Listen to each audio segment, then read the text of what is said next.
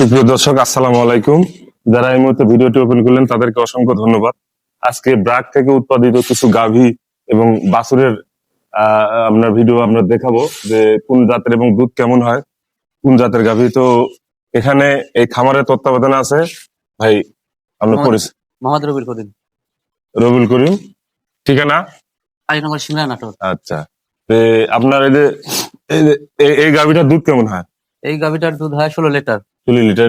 বরাবর হলে ব্রাকের বীজ দেওয়া হয়। আচ্ছা, এই খামারে টোটালি হলো 5টা গাভী। 5টা গাভী, তাই না? হ্যাঁ, 5টা গাভি আর একটা বকনা। একটা বকনা। বকনা জয়মুরতটা। তাহলে খাবার দাবার কি পরিবেশে যে এটার কয় কেজি করে দানাদার খাদ্য দেওয়া হয় বড়টা? 500 কেজির মতো, 500 550 কেজি, তাই না?